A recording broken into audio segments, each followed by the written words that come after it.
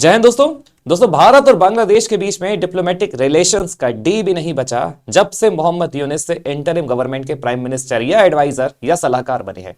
आपको ध्यान होगा जहां जहां वो गए हैं वहां वहां उन्होंने भारत की डिस्टॉर्टेड इमेज को पेश किया जो भारत की अखंडता के खिलाफ है। और देखा जाए तो वो हर वो संभव प्रयास कर रहे हैं जिसमें भारत के साथ डिप्लोमेटिक रिलेशन और खराब हो जाए और स्ट्रेन हो जाए। और ये हमारे और आपके लिए बहुत चिंता वाली बात है, क्योंकि भारत और बांग्लादेश की बात की जाए तो Bharat share its longest border with the Bangladesh. Approximate 4096 kilometre की भारत बॉर्डर शेयर करता है। और ये इसलिए भी और ज्यादा चिंताजनक हो जाता है क्योंकि जब कभी भी बांग्लादेश में कुछ होता है या होता आया है तो सबसे ज्यादा प्रभावित होते हैं हमारे बांग्लादेश से सटे भारत के राज्य। क्योंकि देखा जाए तो भारत और नॉर्थ ईस्ट के बीच में सिर्फ एक ही कनेक्टिविटी है और उस कनेक्टिविटी का नाम है सिलीगुड़ी कॉरिडोर, जिसे आप और हम चिकन नेक के नाम से जानते हैं। और यहां पर जो भारत में और भारत के खिलाफ षड्यंत्र चल रहा है बांग्लादेश बहुत लंबे समय से, उसका एक नतीजा मैं आपको आगे आने वाले स्लाइड में बताऊंगा कि ये जो इतना मुद्दा है आज फिर से क्यों गर्मा गया है। क्योंकि यहां पर भारत को तोड़ने की जो साजिश थी वो अब एक्सपोज हो चुकी है, बहुत लंबे समय से एक्सपोज हो रही है। और बांग्लादेश की तरफ से कोई ना कोई उल जलूल बयान दे रहा है कि वो भारत के चिकन नेक को कैप्चर करना चाह रहा है, ग्रेटर बांग्लादेश बनाना चाह रहा है। लेकिन यहां पर जो रिसेंट में अपडेट आया है, देखिए अभी फिर से बांग्लादेश में जुलाई ओक्या का प्रोटेस्ट चल रहा है और यह प्रोटेस्ट के दौरान भारतीय दूतावास को टारगेट करने का प्रयास किया गया है। बांग्लादेश के जो एक्सट्रीम आइडियोलॉजी के रेडिकलिस्ट जो स्टूडेंट्स है वहां के, ये वही स्टूडेंट है जिन्होंने लास्ट ईयर शेख हसीना की सरकार को उखाड़ फेंका था, तब जाकर इंटरिम गवर्नमेंट मोहम्मद यूनिस वहां बने थे। लेकिन आपको समझना होगा ये वही बांग्लादेश है जिसे भारत ने खुद आजाद कराया था 1971 में। वो बात अलग है कि आज इस देश के जो लोग हैं, ये जो जेन जी आपको दिख रहे हैं, ये उतना इसको क्रेडिट नहीं देंगे। वहां के खुद फॉरेन मिनिस्टर ने अभी जो स्टेटमेंट दिया है वो साफ बताता है कि ये एहसान फरामोशी ही कहलाती है। देखिए अब जो बांग्लादेश में विचारधारा पनप चुकी है वो अपने आप में वही विचारधारा है जिससे बांग्लादेश आजाद हुआ था, रेडिकल टाइप ऑफ आइडियोलॉजी। और किसी भी प्रकार की radical type of ideology Bharat के लिए हमेशा खतरनाक साबित ही हुई है। फिर चाहे आप इस तरफ वाले पड़ोसी देश को पाकिस्तान को देख लो, फिर चाहे आप इस तरफ वाले पड़ोसी देश बांग्लादेश को देख लीजिए। अब हुआ यह है कि भारत ने जो एक्शन लिया है, भारत ने सबसे पहले तो बांग्लादेशी एनवॉय को इस radical group call for March के लिए समन किया था। और तब जाकर कल की बात मैं आपको बता रहा हूं, भारत ने हर प्रकार के वीजा सेंटर्स को बंद कर दिया था, सस्पेंड कर दिया था इंडेफिनिट पीरियड के लिए। लेकिन अभी 2 घंटे पहले की जो हमारे पास न्यूज आई है, भारत ने फिर से रिज्यूम कर दिया है वीजा ऑपरेशन को, स्पेशली ढाका में और 2 अलग अलग जगह में। अब देखा जाए तो बांग्लादेश में भारत के total number of 5 Indian visa application centres है। जैसे भारत ने अभी थोड़े या फिर बोल सकते पार्शियली शुरू की है, लेकिन फिर भी भारत अपने हिसाब से कॉशियस है, क्योंकि यहां पर बात आ जाती है इंटरनल सिक्योरिटी की। क्योंकि ये जो रेडिकल ग्रुप है ये अगर इंडियन एम्बेसी को टारगेट करना चाह रहे हैं, मतलब ये चाह रहे हैं कि भारत और बांग्लादेश के बीच में रिलेशंस खराब हो जाए। क्योंकि इनका यह मानना है कि भारत जिस प्रधानमंत्री को पनाह देके रखा है उसे लौटा दिया जाए। लेकिन यहां पर यह बातें इतनी आसान नहीं है। तो आइए पूरा मसला समझते हैं, क्योंकि अगर आप हाईलाइट्स देखेंगे, न्यूज चैनल्स देखेंगे, सब में यही आ रहा है और इसी जुलाई ओक्या प्रोटेस्ट के बारे में चर्चा की जा रही है। देखिए मुद्दा मैं आपको बताता हूं, मुद्दा बड़ा सिंपल सा है। यहां पर अगर आप ट्विटर हैंडल्स को फॉलो करेंगे, चाहे आप बांग्लादेश की बात करें चाहे भारत की बात करें, पहले तो मैं बांग्लादेश के पॉइंट ऑफ व्यू से बता दूं। एक ऑफिशियल ट्विटर हैंडल है बांग्लादेश का, मुस्लिम बोंगो मूवमेंट के नाम से, राइट। यहां पर देखिए इनका क्या स्टेटमेंट है। जो स्टूडेंट पार्टिसिपेट कर रहे हैं, जो एक्सट्रीमिज्म और एक्सट्रीमिस्ट स्टूडेंट यहां पर पार्टिसिपेट कर रहे हैं, अगर आप उन जेंजी के चेहरों में देखोगे तो अलग तरह का गुस्सा है। एक प्रकार से भारत के लिए जो घृणा है वो दिखा रहे हैं, शोकास कर रहे हैं पूरी दुनिया को। और जो ऑफिशियल ट्विटर हैंडल है वो उनकी इस वॉइस को सर्कुलेट करने का काम कर रहे हैं। इवन वो जो स्टूडेंट्स है वो भारत की डिस्टॉर्टेड इमेज भी यहां पर पूरी दुनिया को दिखा रहे हैं और उस इमेज में ग्रेटर बांग्लादेश का जो एजेंडा है उसे पुश किया जा रहा है। ग्रेटर बांग्लादेश तभी बन सकता है जब बांग्लादेश भारत को और भारत के नॉर्थ ईस्ट की कनेक्टिविटी को तोड़ दे, और यह तभी पॉसिबल है जब बांग्लादेश सिलीगुड़ी कॉरिडोर को यहां पर कब्जा करता है। लेकिन ये इतना आसान नहीं है, क्योंकि अगर बांग्लादेश सिलीगुड़ी कॉरिडोर की बात करता है तो बांग्लादेश के खुद के पास 2 चिकन नेक है जो कभी भी उसके हाथ से जा सकते हैं अगर उसने किसी भी तरीके का एक गलत कदम उठाया, जो वो हो सकता है कि आने वाले टाइम में उठा दे। क्योंकि यहां पर देखोगे तो चीजें आप इंटेंसिफाई हो रही है। अब देखिएगा उस ट्विटर हैंडल में जो प्रोटेस्टर है वो किस तरह की टर्मिनोलॉजी को यूज कर रहे हैं, भाषा का उपयोग कर रहे हैं। Not a slogan, this is fire that the India that shelters killers break that India, the India that shelters Hasina, break that India. Today's protest rally against Indian hegemony in front of the Indian embassy in Dhaka. मतलब यहां पर clearly break date India के नारे लगाए जा रहे हैं इन जेन जी के द्वारा, जो रेडिकल आइडियोलॉजी को फॉलो कर रहे हैं। और अगर ट्विटर हैंडल की बात की जाए तो देखिए यहां पर, in the name of the one and indivisible Allah we declare the Muslim सल्तनत on the soil of the Bengal. अब आप बोलेंगे कि बंगाल में तो पहले से ही मुस्लिम सल्तनत थी, तो यहां मैं आपको बता दूं कि जब तक शेख हसीना थी, और शेख हसीना के जो बोल सकते हैं जिन्होंने बांग्लादेश को बांग्लादेश बनाया, जिनका नाम था शेख मुजीबुर रहमान बंगबंधु, उन्होंने बांग्लादेश को कभी भी प्योर मुस्लिम कंट्री का डेसिग्नेशन नहीं मिला था, ना दिया था, बल्कि वो एक अपने आप में बांग्लादेश को सेक्युलर नेशन की तरह से रूल करना चाह रहे थे। लेकिन लास्ट ईयर जो स्टूडेंट प्रोटेस्ट हुआ उसने पूरी पिक्चर बदल दी। उस स्टूडेंट प्रोटेस्ट में ध्यान रखिएगा, एथनिक क्लिनिक भी की गई थी, टारगेट किया गया था माइनॉरिटीज को। जो वीडियो सरफेस हुए तो वो आपके सामने है, लेकिन यहां पर जब से ये स्टूडेंट प्रोटेस्ट चल रहा है, यहां पर इस तरीके के प्लेकार्ड्स उठाए जा रहे हैं, नारे लगाए जा रहे हैं, तब से वहां पर मुस्लिम सल्तनत को स्टैब्लिश किया जा चुका है। मतलब जो बांग्लादेश ईस्ट पाकिस्तान से आजाद हुआ था, आज वही ईस्ट पाकिस्तान आपको बांग्लादेश की मिट्टी में देखने को मिलेगा। अब यहां देखिएगा, यहां पर भारत के कुछ ट्विटर हैंडल्स हैं जिसमें साफ बताया जा रहा है कि we stopped here this time, next time we will enter the Indian high commission in Dhaka, Indian domination will not continue on the Bengali soil, said militant leader Rashid Pradhan. ये वो व्यक्ति है जो इस पूरे प्रोटेस्ट को लीड कर रहा है। इसके अलावा Islamized student groups march on the Indian high commission in Dhaka, decidedly anti India mood fuelled by a noxious cocktail of Islamism, Pak ISI covertly by the interim administration led by Mohammad Yunus, India had issued a démarche today। अब भारत ने जो एक demarche दिया है, भारत ने जो action लिया है, मैं आपको बता दूं, अभी की जो न्यूज आ रही है, ये पूरा जो प्रोटेस्ट है मैं जो आपको बता रहा हूं वो जुलाई ओक्या के नाम से। अब भारत की तरफ से मिनिस्ट्री ऑफ एक्सटर्नल अफेयर्स ने यहां पर एक एडवाइजरी जारी करी है। The Bangladesh high commissioner to India, जिनका नाम है Mohammad Riyaz Hamidullah, today means yesterday की बात है, 17 of December, summon by the ministry of external affairs apprised of India's strong concern over at the deteriorating security environment at the Bangladesh. His attention was drawn in particular to the activities of some extremist elements who have announced the plans to create a security situation around the Indian mission in Dhaka.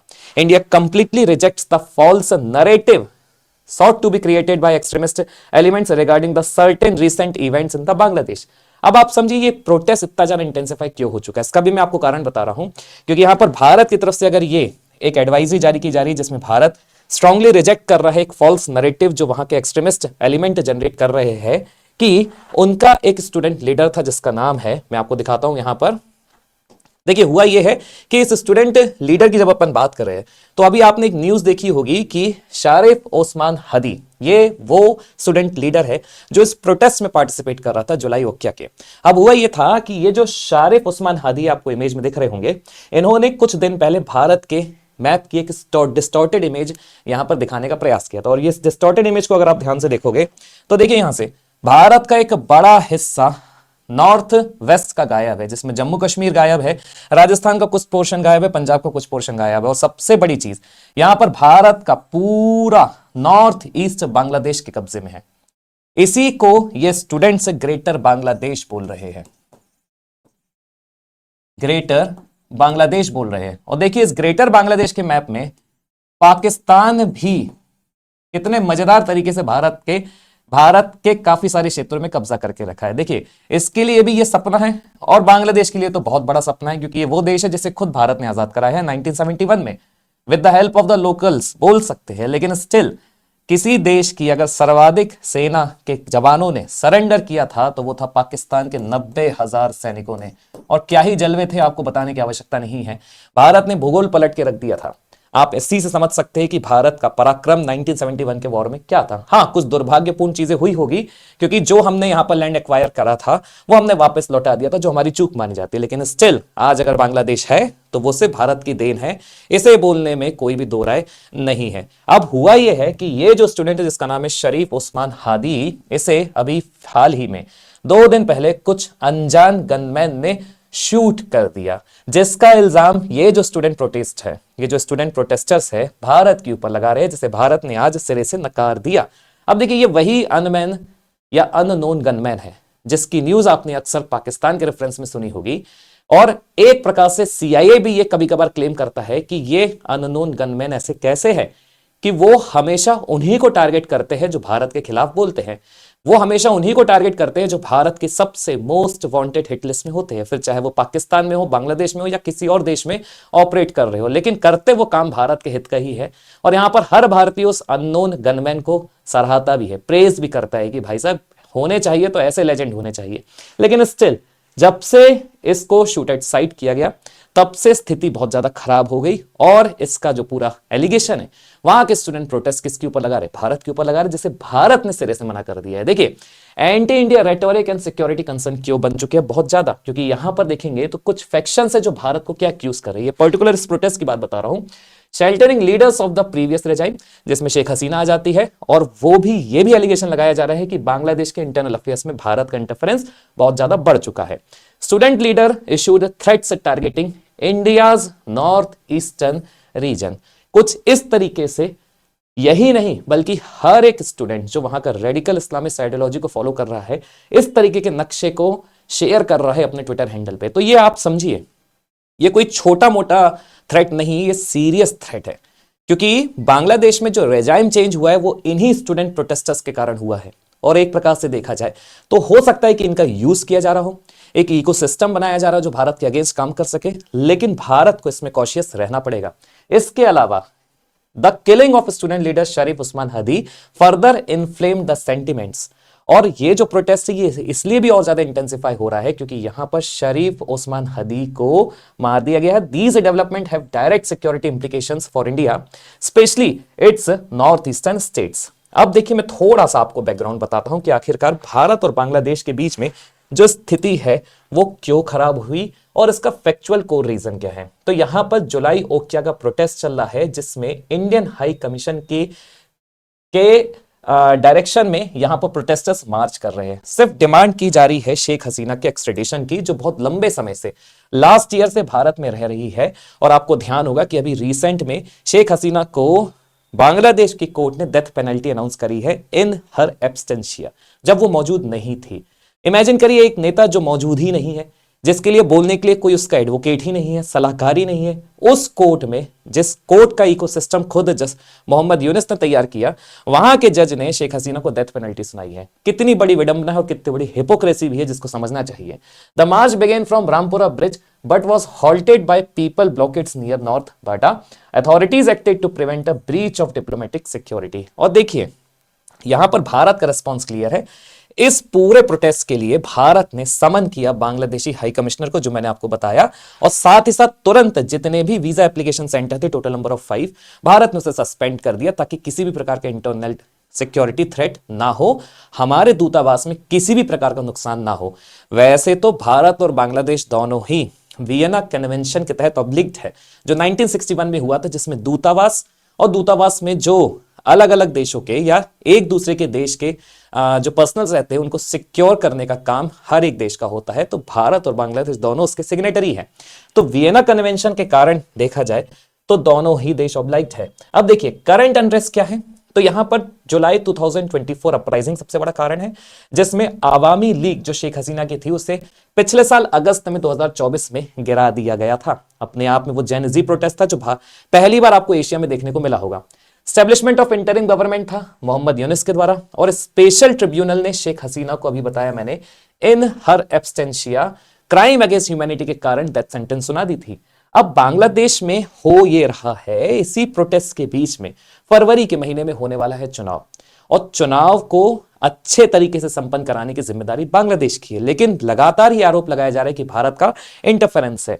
अब देखिए क्योंकि general election होने वाले हैं, लेकिन किस duration of time में हो रहे ये इंपॉर्टेंट है। जब बांग्लादेश में पॉलिटिकल अनसर्टेनिटी है, रेडिकल मोबिलाइजेशन हो चुका है और हाइटन स्ट्रीट प्रोटेस्ट हो चुके हैं जुलाई ओक्या के नाम पे।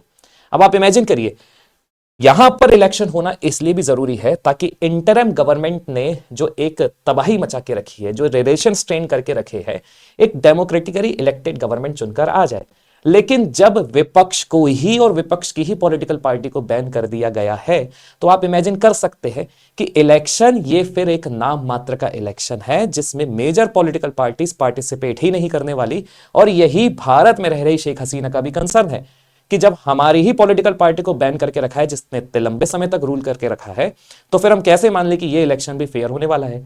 अब भारत का जो ऑफिशियल रिस्पॉन्स है, भारत ने इस पूरे मामले पर ग्रेव कंसर्न दिया है। इवन हमारी जो सिक्योरिटी फोर्सेस है वो भी लगातार 24 घंटा चौकन्नी चल रही है। हमारे जो बीएसएफ के जवान है वो भी 24 घंटा चौकन्ने चल रहे हैं। Reminded Bangladesh of its international obligations, जिसका नाम मैंने आपको बताया Vienna Convention, rejected what it call a false narrative created by the extremist elements. जो ये स्टूडेंट प्रोटेस्टर है, एक्सट्रीमिस्ट एलिमेंट्स है, रेडिकल आइडियोलॉजी को फॉलो कर रहे हैं, ने जो एक नरेशन और नरेटिव स्टैब्लिश करके रख दिया भारत को, जो एलिगेशन लगाए जा रहे हैं कि भारत का ही अननोन गनमैन था जिसने गोली चलाई है, इसलिए हम इस प्रोटेस्ट को और इंटेंसिफाई करें, इसे सिरे से नकार दिया है। और देखिए नकारना भी चाहिए, क्योंकि इंटरनेशनल लेवल पे जब पाकिस्तान खुद नहीं एक्सेप्ट करता कि वो एक होस्ट है, टेरर नेशन है, तो फिर भारत भी क्यों करेगा। बहुत सारे देशों का ये एक रवैया ही चलता है जियोपॉलिटिकल सिनेरियो में। नाउ यहां पर एक बात जो आ रही है अब इंपॉर्टेंट, जिस कन्वेंशन का नाम लिया जा रहा है वो बहुत इंपॉर्टेंट हो जाता है। और यहां पर भारत ने क्यों ये वीजा एप्लीकेशन सेंटर को बंद किया है, इसका इंपैक्ट क्या पड़ेगा, उसे भी मैं आपको समझाता हूं।